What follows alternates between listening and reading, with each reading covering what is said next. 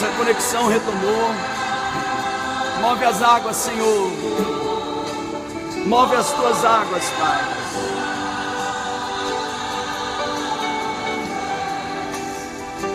Aleluia.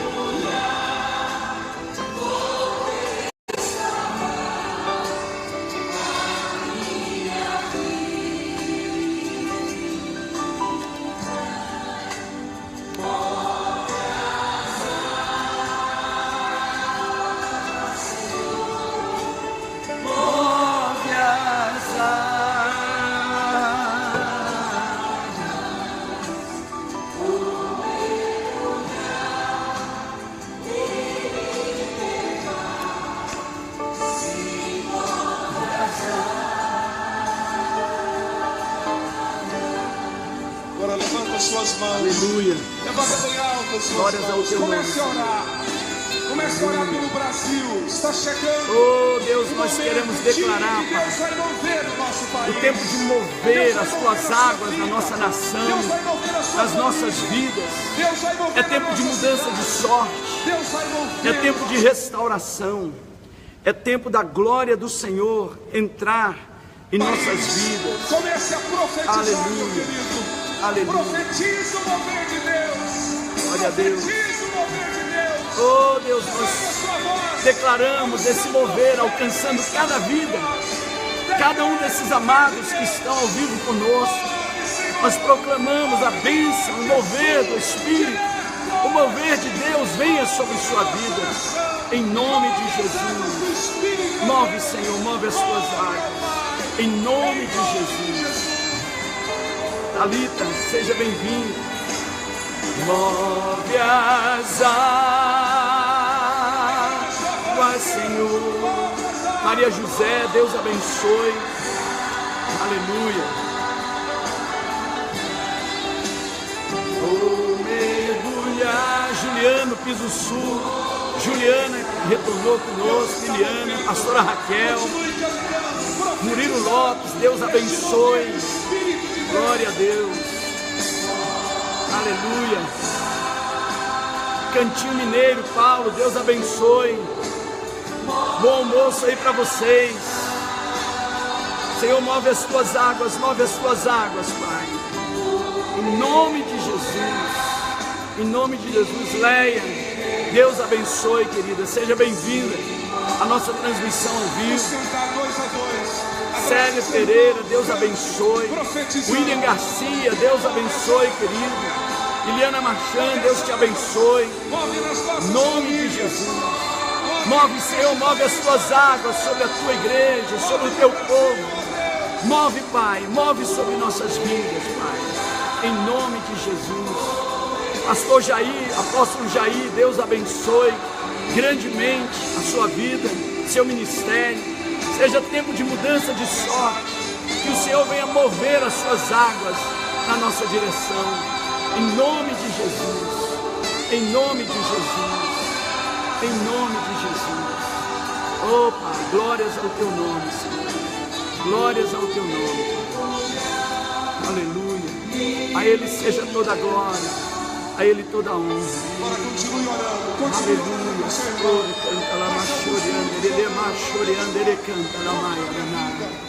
Aleluia, aleluia, aleluia. Glória a Deus, glória a Deus, glória a Deus. Queridos, graça e paz mais uma vez. Tivemos já o nosso tempo de intercessão da oração do meio-dia. E o propósito desta live é tecermos algumas considerações sobre esta festa, a festa de Purim, né? E esse tempo profético, apesar de não ser uma das festas bíblicas, é uma das festas dos judeus muito importante, porque ela traz um paralelo muito grande com a nossa vida, com a vida da própria igreja. E quando nós olhamos o livro de Esther e mergulhamos na revelação desse livro, nós vemos claramente ali a figura da igreja no Velho Testamento. Já que o Velho Testamento é sombra das coisas que haveriam de vir, nós vemos claramente alguns elementos que se nós observarmos nesses dias, extrairmos para as nossas vidas, nós podemos realmente entrar nesse portal de bênçãos, requerer aquilo que é direito nosso e viver e operacionalizar esse novo tempo, esse tempo aonde o Senhor, Ele está proclamando sobre nós o direito de mudar a nossa sorte, de receber um decreto maior, de receber a condição de operacionalizar a nossa resistência e vencer todas as obras malignas do inimigo contra as nossas vidas. Eu queria aqui abrir agora para o Rogério, que tem estado comigo sempre aqui nessas lives, e a gente tem conversado muito sobre tempos, épocas, estações, sobre esses momentos proféticos, e eu gostaria que o Rogério falasse alguma coisa nesse momento sobre essa festa. Amém, apóstolo. Eu saúdo os amados e amadas que estão conosco em unidade, através dessa live, com a Shalom Adonai, a paz do Senhor, e dizer que é uma alegria imensa mais uma vez estarmos aqui, neste tempo oportuno, Amém. Né, neste encontro marcado em que o Eterno designou, para estarmos compartilhando com a igreja as revelações proféticas desses tempos específicos. Como o apóstolo com muita propriedade enfatizou, a festa de Purim, ela não está relacionada naquelas 3 ou 7 festas, na verdade as 3 festas que são santas convocações. São 3 festas e 7 encontros, né? Isso, as 3 festas bíblicas, que é Páscoa, que está próxima, Pentecostes e Tabernáculos. Porém, eu estava meditando aqui enquanto o apóstolo estava elaborando aqui a intercessão, e aqui após eu me posicionar, e Deus foi trazendo à minha compreensão algo que é muito importante para que nós entendamos. Existem santas convocações e encontros em que, de maneira amorosa, o Senhor Deus nos convida, Sim. nos convoca, nos propicia e estabelece que são importantes as nossas participações, o nosso comparecimento nos encontros que Ele convoca, Ele nos convida. Mas a Bíblia, de capa a capa, ela traz uma série de segredos espirituais. Exato. E o que o Senhor me dizia no meu íntimo, através do Espírito dele, é que o episódio vivenciado lá atrás, na antiga Pérsia, por Esther, por Mordecai, são paralelos que nós trazemos à existência agora. Porque, independente de Purim não ser uma festa bíblica, no sentido das convocações, ela retrata um episódio bíblico, como outros episódios bíblicos, onde ocorreu o quê? A intervenção divina. Aleluia. E a mudança de um decreto, a sobreposição, porque o nosso Deus, a quem nós servimos, Ele é maior, Ele é infinito. E o povo judeu experimentou a mudança de sorte. Glória a Deus. Então, a sua presença hoje aqui online, a nossa presença aqui, é para declarar ao Eterno que nós Amém. estamos nos movendo no profético. Aleluia. Nós estamos nos movendo na base bíblica, na compreensão bíblica, no reconhecimento e no clamor que hoje o Senhor pode, e eu creio que fará na sua vida, na minha vida do apóstolo, mudanças diárias. Às vezes nós, como cristãos, pentecostais, crentes, em que pese a nomenclatura que você use, somos um pouco tímidos, porque ao usar, a verbalizar a palavra sorte, tem hora que nós nos confundimos, porque no mundo secular e no mundo espiritual do adversário, este sim que é ladrão e se apropria de tudo que Deus criou, o termo sorte tem uma outra conotação. Exato. Mas a experiência que você vai ter caminhando e recebendo as bênçãos de Purim é uma mudança de sorte divina, é uma mudança de estado de situações que provém da intervenção do Eterno. Amém. Lembrando que nós estamos em Adar, né? E Adar, o Senhor te contempla com força, Amém. Né? Com vigor. Então continue nesse mover e receba a revelação que o apóstolo vai passar em nome de Yeshua. Glória a Deus. Pi, seja bem-vindo. Luan, pastor André Nepomuceno, sejam bem-vindos todos que estão conosco. Queridos, há algumas coisas que são muito importantes nós olharmos nesse contexto de Purim, porque ele está retratado no livro de Esther.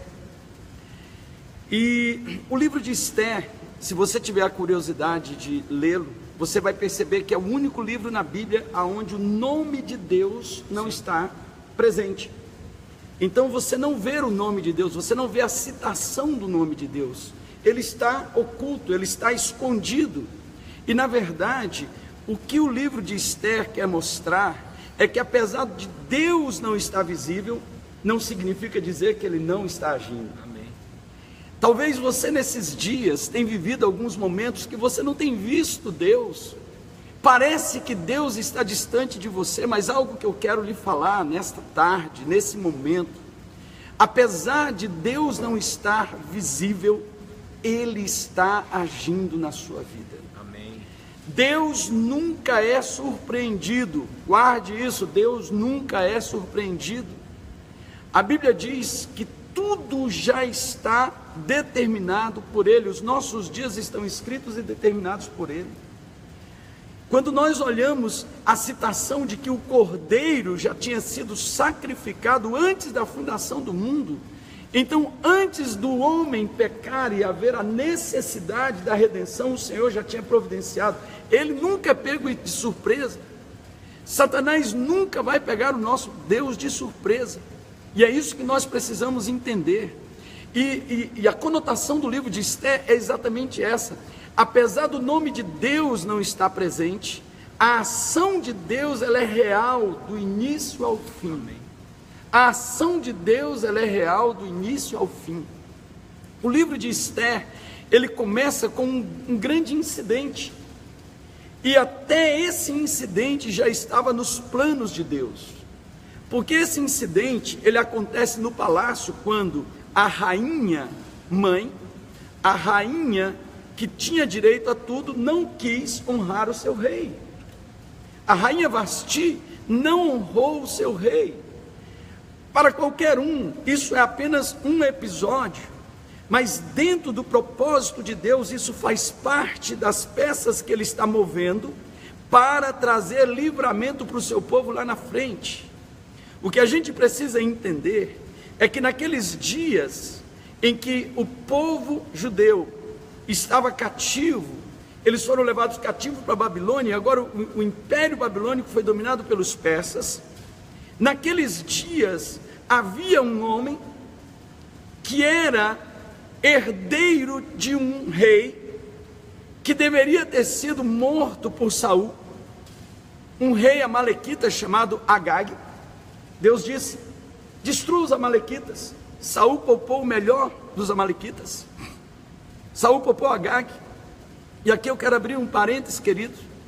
Aquilo que você acha que não tem pertinência, que não tem relevância, quando você obedece pela metade, você pode estar comprometendo o seu futuro, o futuro da sua família, dos seus filhos, das suas gerações. Eu vou repetir: quando você obedece a Deus pela metade. E aqui, Rogério, é algo que nós temos uma tendência de achar que os decretos que Deus libera, eles não precisam ser levados totalmente a sério. Muitas vezes nós achamos que algumas coisas são importantes, outras não. Mas Deus nunca nos dá direções que não sejam por inteira, que não tenham relevância. Quando Deus disse para Saul: Saul, vá, guerreie contra Amaleque e destrua tudo de Amaleque. Ele está dizendo: não poupe nada de Amaleque. Não poupe nada de Amaleque. Saul poupou Agag. E agora, nesses dias em que o povo de Israel está escravo, está fragilizado, se fortalece um descendente de Agag chamado Amã. A Bíblia diz em Esther, o Agagita. Amã, o Agagita. Ele se levanta, se fortalece, e agora ele vem para destruir o povo. e ele compra o direito de destruir o povo de Israel, o povo judeu. Então Deus sabia que Amã iria bolar esse plano, Deus sabia que o povo iria passar por essa situação. E veja, o incidente no palácio não foi uma obra do acaso, mas é Deus mudando o rumo da história.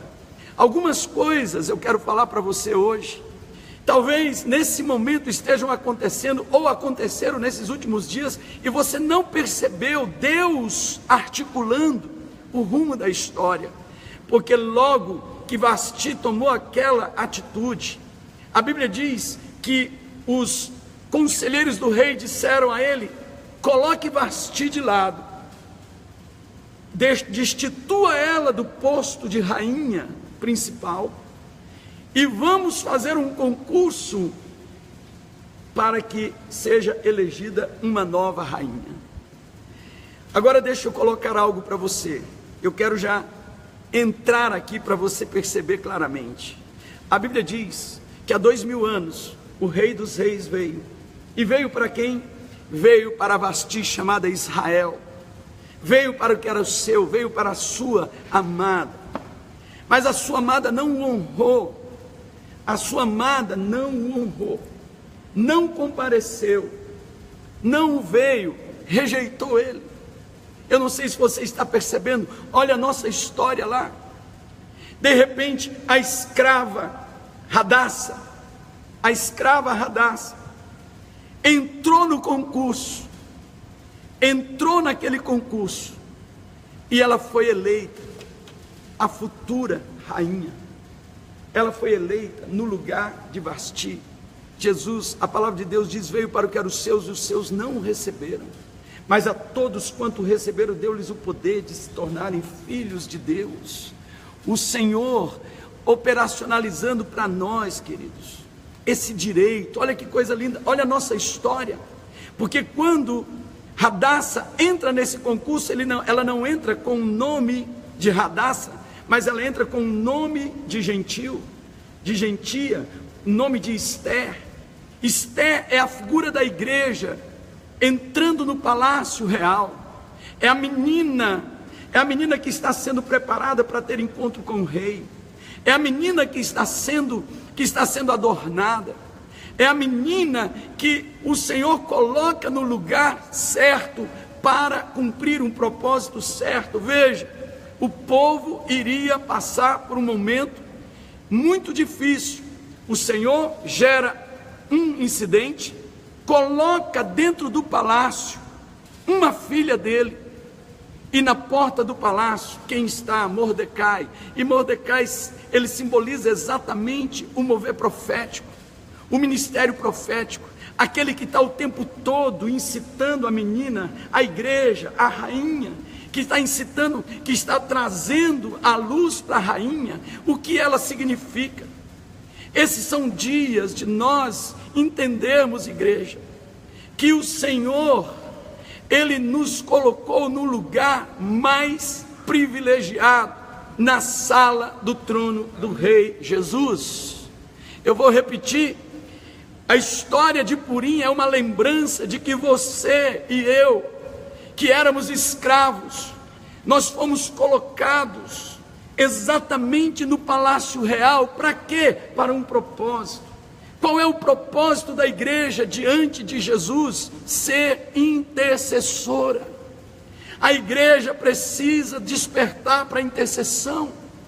A igreja precisa, Mordecai estava o tempo todo ali fortalecendo a sua sobrinha, Esther. Veja que o mover profético, ele não entra no palácio, ele fortalece quem está no palácio, ele está na porta. O mover profético, ele existe para lembrar a menina quem ela é, que ela é muito mais do que somente uma rainha. Ela é um propósito, um projeto de Deus. E eu quero lhe lembrar hoje que Deus tem um propósito com a sua vida. Você é a igreja vitoriosa, você é a igreja maravilhosa. Quando Deus, Ele nos traz essa lembrança em Purim, E através do livro de Esther nós vemos claramente, nós percebemos aí alguns elementos fantásticos. A Bíblia diz que para Esther se apresentar diante do rei, ela passou 1 ano de preparação, aonde ela foi perfumada, aonde ela foi adornada, aonde ela recebeu os melhores tratamentos. Isso fala da nossa santificação, porque sem santificação ninguém verá a Deus. Sem santificação ninguém verá a Deus. Então nós precisamos trazer isso em mente. Olha os elementos da igreja, olha os elementos. Talvez, queridos, nós estejamos vivendo momentos tão difíceis, em que o diabo está operacionalizando através dos seus instrumentos, meios para destruir a família, meios para destruir a igreja, meio para destruir nossas vidas. Mas o Senhor hoje vem em Purim lembrar você e a mim, que nós já estamos no palácio, e nós podemos entrar na presença do rei. Nós precisamos entrar na presença do rei. Nós precisamos entender isso. A igreja intercessora pode mudar a sorte de uma nação, de uma cidade, de uma geografia. A igreja intercessora pode mudar os decretos. E nós precisamos acordar nesses dias. Entrar em Purim é trazer essa revelação. É entender, queridos, que nós não fomos chamados apenas para ficar no palácio e se banquetear, porque a maioria dos cristãos estão dentro da igreja, como Esther estava, apenas se deliciando do palácio, e Mordecai mandou um recado para ela dizendo: olha, Esther, para momentos como esse Deus te colocou aí. Se tu te calares, Ele vai levantar outra pessoa.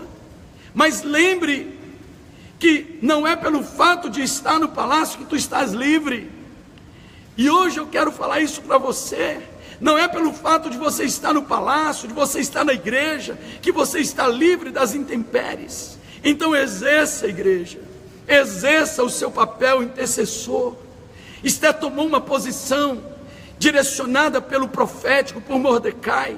O ministério profético incitando a rainha, incitando ela a entrar, a ser uma intercessora. E ela jejuou 3 dias, e ao 3º dia ela entra na presença do rei, e ela disse: eu vou entrar, e se o rei não estender o cetro, eu morrerei, e se morrer, morrerei. Do que vale a minha vida se não for ali na presença do meu rei? E a Bíblia diz que quando ela entra, o rei estende o cetro. E uma das coisas mais lindas é que o rei diz: minha rainha, pede o que você quiser, até metade do meu reino eu entrego para você. Ei, igreja, deixa eu te lembrar algo. O Rei dos Reis te ama, e Ele já mostrou o amor que Ele tem por você. E você vai se surpreender quando você entrar em intercessão. Quando nós nos tornamos uma igreja intercessória, o Rei ama. O Rei ama. E Ele estende o cetro e Ele diz: me pede o que você quiser, até metade do meu reino eu te darei, minha rainha. Igreja, acorda, acorda. Hoje, como profeta do Senhor, como Mordecai, eu venho aqui para dizer para você: saia desta posição e entre na posição de intercessora, igreja. Entre nessa posição intercessora. Interceda pelos seus filhos, interceda pelos seus vizinhos, interceda pela cidade, interceda pela nação. Você vai se surpreender como Deus lhe colocou no lugar chave para mudar todas as coisas. Até aquele momento, Esther não sabia o poder que ela tinha. Quando ela ficou sabendo do decreto de Amã, ela deve ter imaginado: vai matar meus irmãos lá fora, mas aqui dentro eu estou protegida. E Mordecai disse: ei, você não está protegida não. Não é por estar no palácio que você está protegida. O que vai te proteger é estar na presença do rei, é estar diante do rei. O que vai te proteger é cumprir o propósito de Deus. Deus te pôs no palácio para ser uma intercessora. A igreja nasceu para ser intercessora. Purim fala disso. A palavra pur significa sorte. Purim, sortes. O salmista no Salmo 126 diz: quando o Senhor mudou a nossa sorte, ficamos como quem sonha. Você colocou com grande propriedade. Isso aqui é mais do que o acaso. Porque sorte aqui não é aquilo que nós olhamos no acaso, sorte aqui é exatamente decreto. Decreto. O Senhor mudou os meus decretos. Amém. O Senhor mudou os meus decretos. E eu quero que você que está aí me ouvindo, repita comigo: o Senhor mudou os meus decretos. Quais eram os decretos que estavam contra você? Quais eram os decretos que estavam contra a sua casa, contra a sua saúde, contra o seu bairro, contra a sua cidade? Nós temos enfrentado uma guerra esses dias no Brasil, na nossa cidade, contra decretos que querem vir contra a família. Mas o Senhor espera que a igreja se torne uma intercessora, que a igreja entre e possa gerar o milagre. Amém. Hoje, Rogério, é dia de milagre. Eu creio. É dia de milagre. Eu vou repetir, queridos, hoje é dia de milagres. É dia de milagres. Então olha os elementos proféticos. Vasti, simbolizando Israel, que virou as costas para o rei, que desonrou o rei, que abriu mão de comparecer diante do rei. Vasti foi destituída. Aleluia. E agora foi trazida uma gentia, porque Esther não entra como uma judia, mas entra com o nome de gentia. Esther, esse nome não é judaico, o nome judaico dela era Hadassah. Ela entra como uma judia, ela entra como uma gentia. A figura da igreja, nossa figura, veio para que eram os seus não receberam, mas agora aqueles que o receberam, deu-lhes o poder de se tornarem filhos de Deus, herdeiros de Deus e co-herdeiros com Cristo Jesus, esposa do Rei dos Reis, do Cordeiro. O que a gente precisa entender é que quando Jesus, ele desceu, a palavra de Deus diz que ele se esvaziou. Ele foi descendo do trono e ele foi deixando todas as suas coroas. A cada portal que ele passava, a cada portal ele ia deixando coroas, ele ia deixando suas coroas, até ele esvaziar-se. Mas quando ele ressuscitou, e ele foi voltando para os céus, escute, o Senhor disse: levantai, ó portas, as vossas cabeças, levantai-vos, ó portais eternos, para que entre o Rei da Glória. E os anjos perguntavam: quem é esse Rei? E ele diz: o Senhor poderoso, o poderoso, vencedor dos vencedores. O nome dele é Yahvé, é o Sabaote, o Deus vencedor nas batalhas. E a cada portal que ele ia passando, os anjos iam devolvendo suas coroas, coroa de glória, coroa de honra, e ele foi coroado de novo, e hoje ele está sentado à destra de Deus Pai como Rei, Rei dos Reis, Senhor dos Senhores. E quando ele voltar para desposar a sua noiva, ele vem como Rei. Quando nós entramos na presença dele, nós entramos na presença do Rei, igreja.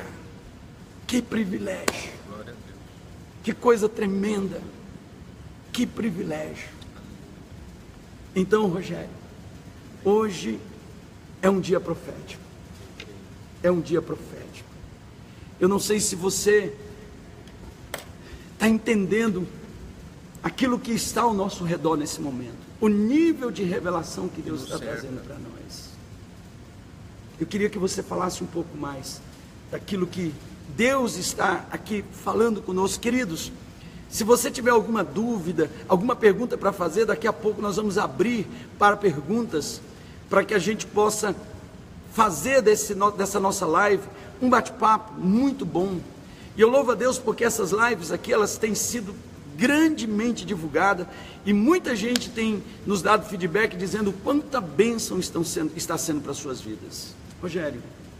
Eu creio, apóstolo, que é uma junção, porque quando a revelação profética vem, que pese muitas vezes a própria exegese bíblica trazer clareza, o estudo da palavra, os remas, é uma junção, porque o profético, ele traz um discernimento, eu costumo dizer, apóstolo, muitas vezes, não sei se fui eu que cunhei somente, mas eu não me lembro de alguém ter usado essa expressão. Há um manto de lucidez espiritual. Amém. O equilíbrio. a Amém. lucidez. Porque nós vivemos, inclusive, no mundo exterior, onde há ausência de lucidez, de equilíbrio. E você vê a figura de Mordecai. Sim. Mordecai, ele ficava atento a tudo que estava acontecendo. A Bíblia diz que essa é a função do profético, estar atento a tudo que está acontecendo. Primeiro, que nada acontece na terra sem que Sim. Deus revele aos seus servos profetas. Outra coisa, o profético está atento aos movimentos das trevas. Por quê? Porque o profético, ele é responsável por trazer essa lucidez para a menina. A igreja é uma menina. É uma menina que se transformou em rainha e precisa amadurecer. E é por isso que a igreja não pode ficar, virar as costas para o profético. O profético, ele está ali. Foi Mordecai que viu a trama daqueles dois homens que queriam matar o rei. Denunciou para Esté, Esté falou para o rei, e ali eles foram mortos. Foi Mordecai que percebeu a trama de Amã. Foi Mordecai que não se dobrava diante de Amã.